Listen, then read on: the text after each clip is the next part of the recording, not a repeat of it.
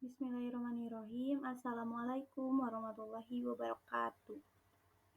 Perkenalkan, nama saya Putri Aulia Silvana. Pada kesempatan kali ini, saya akan mempresentasikan mengenai swamedikasi.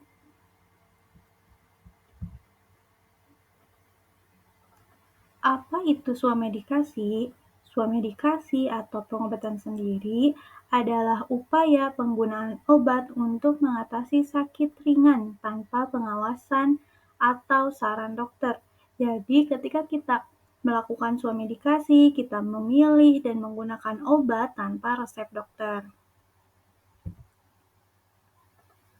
Penyakit yang dapat ditangani dengan swamedikasi hanya penyakit-penyakit ringan saja seperti penyakit atau gejala ringan saja seperti demam, mah, nyeri, sembelit, diare, dan batuk serta flu.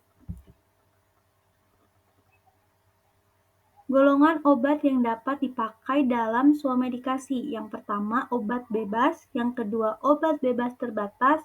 Dan obat tradisional. Obat bebas dan obat bebas terbatas merupakan obat-obat yang dapat dibeli tanpa resep dokter, baik di apotek maupun obat berizin. Namun obat bebas terbatas pada kemasannya itu terdapat peringatan khusus. Jadi, ketika kita melakukan swamedikasi, kita dilarang menggunakan obat keras, bahkan psikotropik dan narkotik, karena obat-obat tersebut harus dibeli dan digunakan dengan resep, dengan izin dokter, dengan saran dokter. Contoh yang pertama, untuk batuk berdahak. Ada obat yang dapat mengencerkan dahak, contohnya guanipecin, gliseril guaicolat. Ada juga obat yang dapat memudahkan pengeluaran dahak, contohnya bromhexin HCl. Berikut contoh mereknya ada Mucinex, Graxin, Woods, dan lain-lain. Kemudian, untuk batuk kering, obat yang digunakan yaitu dextrometorphan. Namun, untuk dextrometorphan HBr ini tidak digunakan tunggal dalam obat bebas terbatas, biasanya dikombinasi dengan obat lain, obat anti alergi, contohnya CTM. Berikut mereknya ada Obekombi, Siladex Antitusif, dan Pix 44. Kemudian untuk obat tradisionalnya yaitu ada Komik Herbal dan Obe Herbal. Selain dengan menggunakan obat-obatan, harus diimbangi dengan banyak minum air putih, kemudian bisa juga menggunakan tablet hisap yang dapat membantu melegakan tenggorokan. Selanjutnya, untuk obat flu, diusahakan yang pertama dilakukan yaitu istirahat dan perbanyak minum air putih. Juga konsumsi buah. Kita juga bisa mengkonsumsi vitamin C, di mana vitamin C ini dapat meningkatkan sistem imun. Kemudian untuk obat-obatan yang dapat digunakan pada flu, contohnya Bodrexin untuk anak, kemudian Procod flu, Decolgen, dan obat tradisionalnya yaitu tolak angin flu.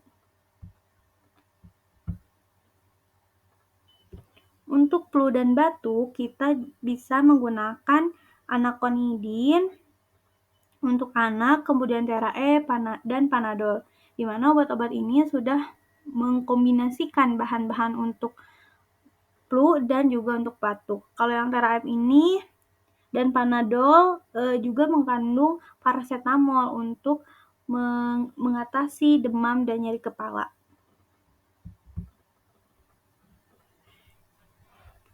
Selanjutnya untuk diare. Untuk pengobatan diare, kita bisa menggunakan oralit, probiotik seperti Lactobacillus, atau bisa juga diapet yang mengandung ekstrak daun jambu biji, ataupun bisa mengkonsumsi obat yang mengandung kaolin, pektin, atapulgit, contohnya Entrostop, atau juga obat dari yajing yang mengandung zinc sulfat.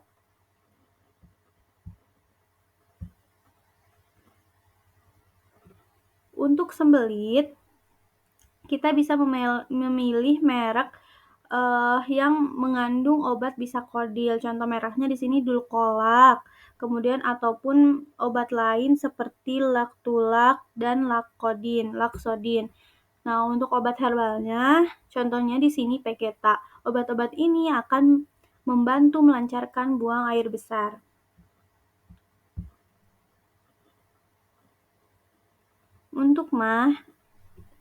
Untuk penanganan MAH, kita bisa memilih Waisan, Milanta, ataupun tablet kunyah seperti Promah.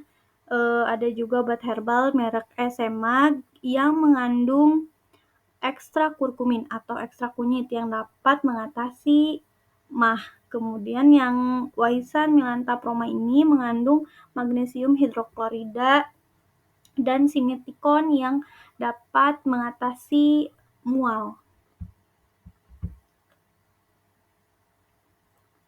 Kemudian untuk penanganan demam dan nyeri, kita dapat menggunakan paracetamol dan ibuprofen. Contoh mereknya di sini ada Sanmol dan Panadol untuk anak. Ada juga yang mereknya ibuprofen.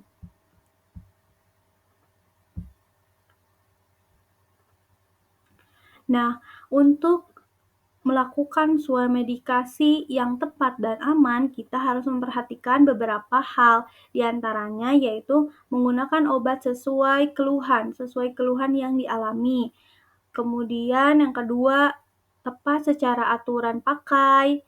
Kemudian dosisnya juga tepat, tidak berlebihan. Kemudian kita juga bisa membeli obat di tempat yang memang terpercaya seperti apotek ataupun toko obat berizin. Kemudian perhatikan aturan-aturan atau peringatan yang ada pada obat maupun yang dijelaskan oleh apoteker. Sekian yang dapat saya sampaikan. Mohon maaf apabila masih banyak kesalahan, kekurangan.